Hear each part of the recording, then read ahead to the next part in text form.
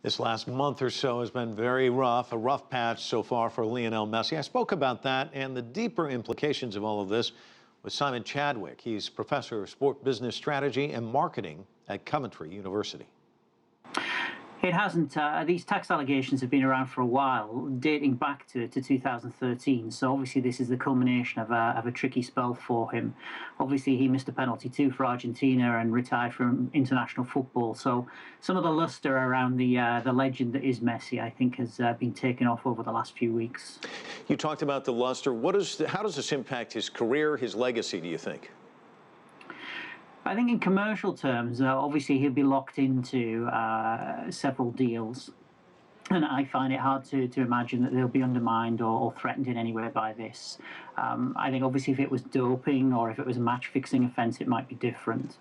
But this is off the field. It's something relating to his private affairs, and so I don't anticipate there being any profound impact upon his commercial activities.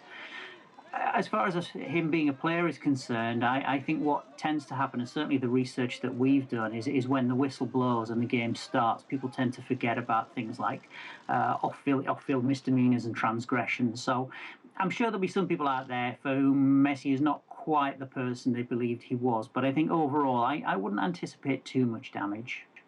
What about as a cautionary tale for other athletes? What does it mean for other athletes, do you think? Well, I think clearly what we've known for a long time now, and Messi's case confirms this, is that off-track, off-field, off-court transgressions do have an impact upon the way in which people see you in your professional life. It's obviously not just Messi with his tax affairs. We've seen the likes of Tiger Woods and the issues he's had. We've had another case today with Oscar Pistorius. Obviously, what Messi has done is not of the same magnitude or nature as Oscar Pistorius. But I think what is common between all of these cases is that clearly there is the potential for your private life to spill over into your professional life, and this can impact upon the way in which fans see you. It can impact upon your commercial deals, and obviously in some cases, Pistorius being the most obvious case, it destroys your career. But do you think athletes get preferential treatment or special treatment when it comes to the courts? My view is that we have to trust courts, and we have to trust that they do the right thing, that obviously judges make the right decisions, and that juries are objective in the way in which they go about their business.